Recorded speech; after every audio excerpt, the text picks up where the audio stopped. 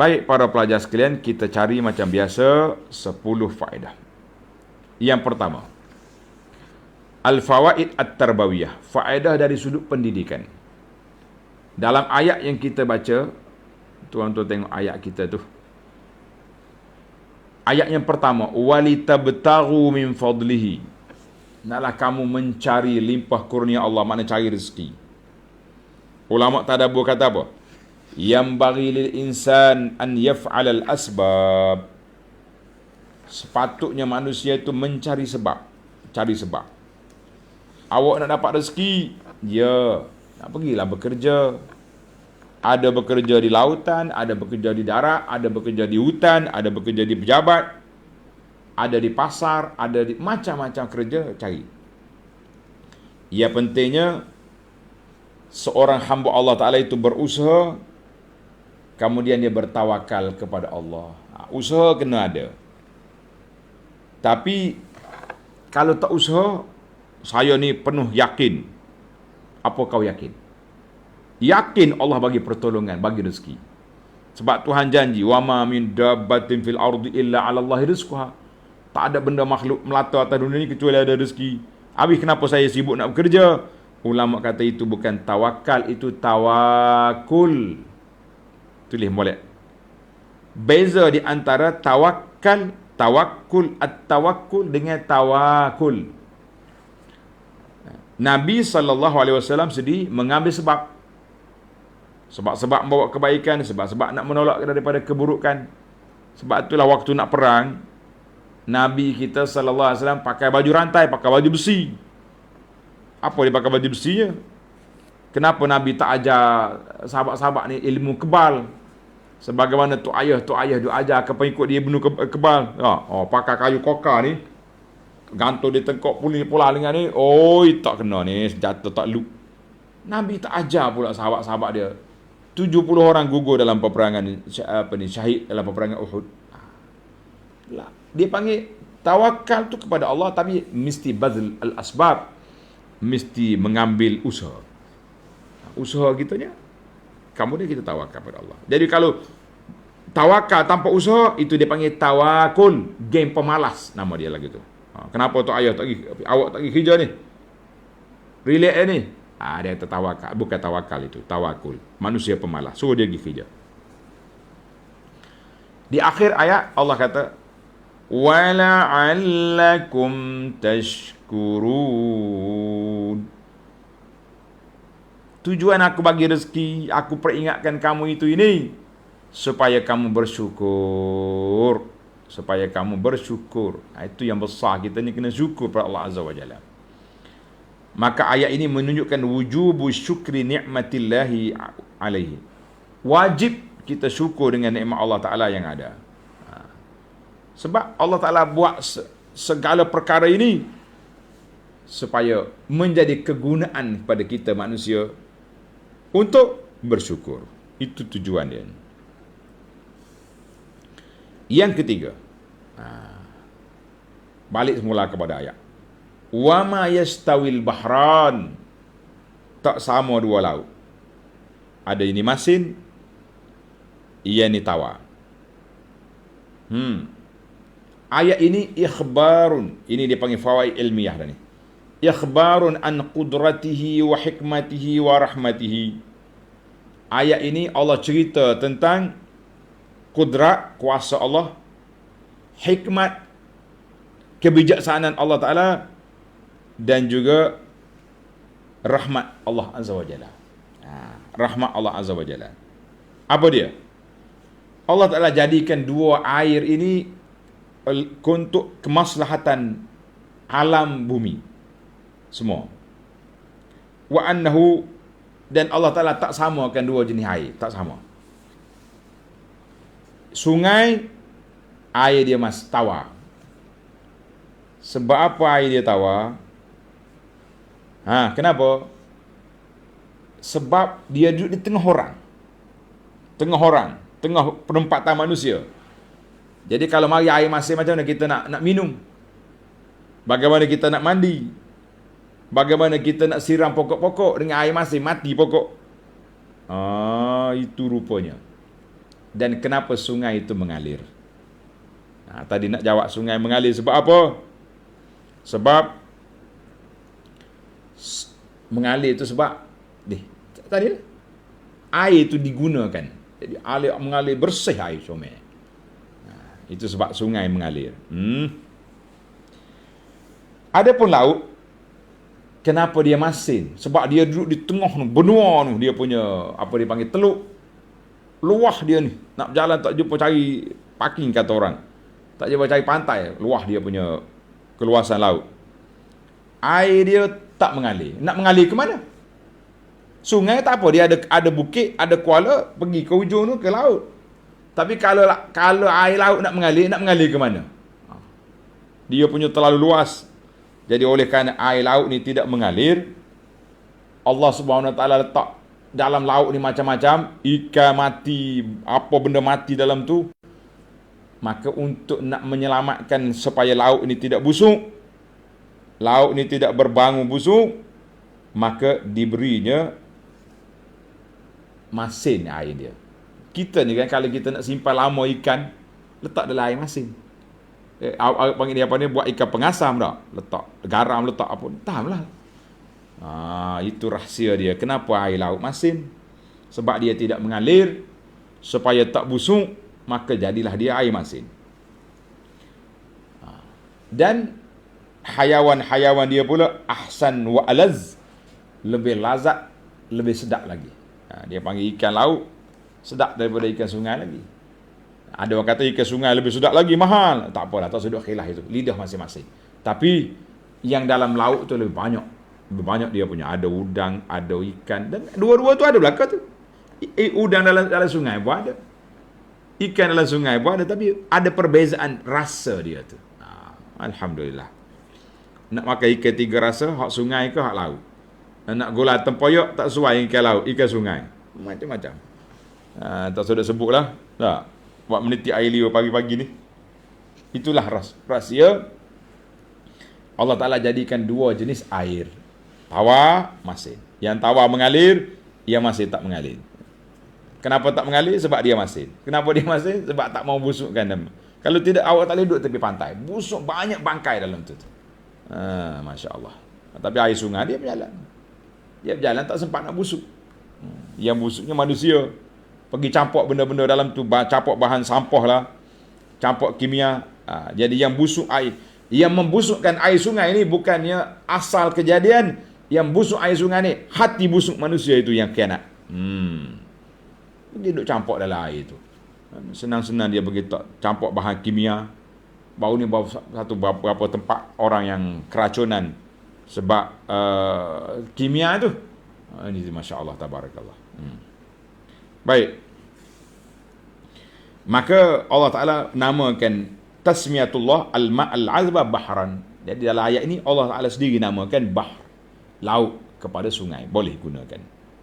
Sebab biasanya untuk kita tadabbur lah. Sebab dia 2 jenis yang berdekatan. Macam saya sebut tadilah, al-qamaran, 2 matahari, 2 bulan. Maksudnya matahari dengan bulan. Baik, kita pergi kepada yang keempat. Wa min kullin ta'kuluna lahman tariya. Tariya tu maksudnya fresh. Mu kena makan yang sedap-sedap, kita ambil ikan dalam sungai, dalam laut, pun angkat. Ni yang sedap ni. Sedap makan. Sebab apa? Spesies ikan ni yatasara' ilahil fasad, cepat rusak. Kalau kamu tak makan yang fresh-fresh, dia akan rusak. Sebab itulah manusia zaman dulu nak simpan dia punya ikan macam mana? Dia buat pengasam, dia buat ikan kering. Zaman kita hari ni selesai masalah kita. Telah dirusakkan oleh peti banyak perkara-perkara tradisi dulu. Tak ada lah. Nak simpan ikan, masuk dalam peti ais, tak masalah. Sebulan, 2 bulan, setahun pun boleh makan. Orang zaman dulu susah dia dah. Buat ikan pengasam, buat ikan kering. Ya, tapi sedap lah zaman dia tu. Zaman sekarang ni pun sedap lagi. Alhamdulillah. Dan Allah Ta'ala bagi tahu kepada kita, sumber makanan kamu ni duduk di mana? Sumber laut-laut kamu tu duduk dalam air. Itulah kata orang, ikan di laut, asam di darat, bertemu dalam periuk. Sedap juga bahasa orang tua-tua ni kan. Sedap juga. Ikan di laut, asam di darat, bertemu dalam periuk. Nak kata apa? Sama juga kita ni. Anak orang Melayu, belajar UIA, jumpa dengan Afrika. Kahwin dua tu. Tak kata apa? Masya Allah, tabarakallah. Maha kaya Tuhan. Masya Allah. Baik, yang kelima. وَتَسْتَخْرِجُونَ حِلْيَةً تَلْبَسُونَهَا. Daripada laut, kamu boleh menyelam, keluarkan dia punya barang-barang dalam tu. Sama ada dia panggil apa ni, lu'lu' wal marjan, boleh pergi ambil. Jadi kata di ulama, annal ghausa, kerja menyelam, pergi cari benda-benda comel dalam laut ni, mubahun, satu tugas kerjaan yang harus. Tidak dinamakan orang itu bunuh diri. Tak namakan orang itu bunuh diri. Ni, anak-anak muda kita ni, Allah Ta'ala lah bantu mereka. Dia panggil, apa nama ni, hok pergi tengah laut tu. Show apa nama? Alah, lama sebut. Offshore. Nah, berapa lama duduk tengah laut tu? Ada yang sampai berbulan-bulan duduk. Ada yang sebulan di laut, sebulan di darat. 2 minggu sana, sebulan laut, 2 minggu di darat. Macam-macam ada. Baru ni saya belum PKP, anda sudah ceramah di sebuah masjid. Datang sepasang suami isteri, muda lagi. Bini dia mengadu. Dia kata, Ustaz, saya ni sedih. Kenapa suami bekerja tengah laut tu? Cari gali minyak tu. Habis, kenapa sedih? Dia akan cari rezeki. Lama Ustaz. Dia pergi sebulan, balik 2 minggu. Kata kita kena sabarlah. Rupa-rupanya. Kata masa belum kahwin tu, awak tahu ke dia nak kerja tengah laut? Tahu. Saya ingat ke dia pergi sekejap-sekejap je. Rupa-rupanya. Waktu dia orang panggil hub. Cinta tu, tak ingat ke offshore, tak ingat ke tengah laut. Waktu sudah dapat suami, nak duduk dekat pula dah. Begitulah dia punya. Masya Allah, tabarakallah. Sabar-sabarlah. Anak-anak muda sabar. Kita pergi cari rezeki. Jadi ada orang pergi korek laut, ambil minyak. Ada orang pergi menyelam laut, dia panggil ghaus. Al-ghaus maknanya orang menyelam, ambil barang-barang. Itu harus. Jangan kata suami nak pergi bunuh diri ni, hidup tengah laut offshore ni. Tak ada, jarang-jarang ada lah 2-3 kes. Dia panggil kes apa ni, kes accident. Itu mana-mana pun mati. Itu atas darat pun mati juga. Allah musta'an. Baiklah, sabarlah. Yang pentingnya kita nak bagi tahu di sini, ulama kata harus. Orang yang kerja menyelam, cari mutiara, cari minyak, boleh pergi. Yang keenam, litabtaghu min fadlihi, supaya kamu ambil daripada limpah kurnia Allah. Ayat ini dilalatu ibahati tijarah. Ayat ini menjadi dalil harusnya berniaga. Walaupun terpaksa mengharungi lautan yang begitu dalam, pergi. Laut dalam ni sekali kita tengok dalam video ombak mari tu, lambung pelabung naik, rasa macam mati dah. Tak mati-mati. Abi laut tenang balik, relax. Allah Ta'ala gambarkan, wa idza rakibu fil fulk, kan, apabila mereka naik bahtera di lambung ombak, ya doa Allah mukhlisin, mereka doa ikhlas. Bila keluar ke apa ni, ke daratan, mengkapi balik. Jadi itulah manusia. Maknanya dalam ayat ini Allah Ta'ala membenarkan kita cari rezeki di lautan. Pergilah. Sama ada jadi anak kapal, kelasi kapal, pilot, pemandu kapal ke, ataupun berniaga, ataupun pergi ada. Pergi. Tidak jadi. Litabtaghu min fadlihi dalalatu ibahati tijarah amral al-bahr, melalui lautan. Boleh. Sungai, boleh pergi. Yang ketujuh, wa tastakhrijuna hilyatan talbasunaha, kamu keluar daripada laut itu perhiasan-perhiasan yang kamu pakai. Jadi kata di ulama fiqh kata, lirijali, bagi orang laki-laki harus dia gunakan lu'lu' wal marjan. Tak apa. Yang tak boleh laki-lakinya pakai emas. Emas tak boleh. Berhias dengan emas tak boleh. Perak boleh. Cincin perak boleh. Emas lah. Tidak boleh. Orang perempuan boleh. Orang perempuan boleh pakai emas. Nak pakai banyak mana pun silakan. Tapi dari sudut mutiara, lu'lu' wal marjan ni harus bagi orang laki-laki pakai dengan tempat yang sesuai dengan dia. Sesuai, kita kata apa tadi? Kita buat permata, cincin contohnya. Kita buat apa ni, butang baju. Kan? Ni, dia punya panggil, Arab panggil kabak ni. Apa benda tahu? Kabak. Kavling. Kabak. Harus buatlah. Tak ada masalah. Sebab tu kalau kita pergi melancong di sebelah Malaysia, apa dia panggil? Sabah ni. Banyakkannya akan timbullah mutiara-mutiara tu. Beli, tak ada masalah. Tapi kalau ambil mutiara ni buat tasbih, duk pusing tengkok, pusing. Itu dia panggil haram sebab dia panggil tasyabuh. Itu pakaian orang perempuan. Ustaz cakap baik, ini pakaian wali-wali. Mana ada wali boleh langgar syariat. Kalau wali langgar syariat, itu wali yang tak betul nama dia. Ni, duk gantung di tengkok lah. Jangan main-main. Jadi kita boleh pakai, jadi orang laki-laki boleh pakai jawazut tahalli bil jawahiri wal ahjaril karimah. Majoriti ulama mengatakan harus orang laki-laki menggunakan perhiasan daripada mutiara-mutiara ataupun batu-batu permata yang mahal-mahal. Mahal juga tu. Ni batu permata ni setengah tak oseh tu, batu dia besar lah. Cincin dia tu besar. Cakap dengan orang akak tangan gini macam. Nah, kalau ceramah kat tunjuk hak ni sama ni pasal cincin besar ni. Pakai biasa-biasa lah cincin. Kata orang ukur jari lah nak pakai cincin besar-besar. Tapi sebenarnya ni ada cerita cincin besar ni. Anak duduk dalam kelas di Madinah dulu. Dia tanyalah, mu dari mana? Saya kata Malaysia. Anta jiran kita lah Indonesia yang ni. Dia kata antum min Janub Syarqi Asia. Bahasa Arab kata Asia Tenggara ni panggil Janub Syarqi Asia. Dia kata aku pergi ziarah negeri kamu. Dengar cerita ni. Saya tak nak sebut negeri mana. Dia kata aku jumpa dengan seorang pakcik tu. Dia pakai cincin besar-besar. Kata sudahlah, Tok Arak ni malu aku dalam kelas ni. Apa cerita cincin?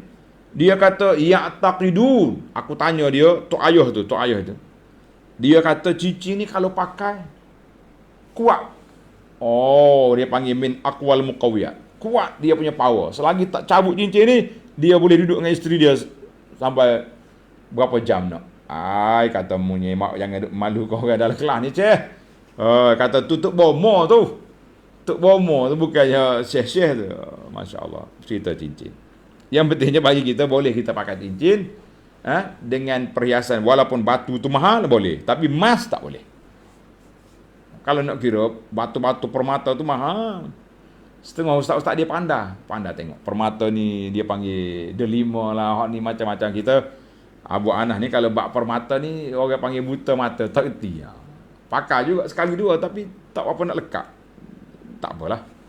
Setiap orang tu ada apa ni? Ada dia punya cara sendiri. Yang pentingnya pakaian jangan menampakkan tasyabuh bil kufar ataupun jangan bertasyabuh dengan pakaian pendeta-pendeta ahli-ahli ibadat agama lain. Jangan.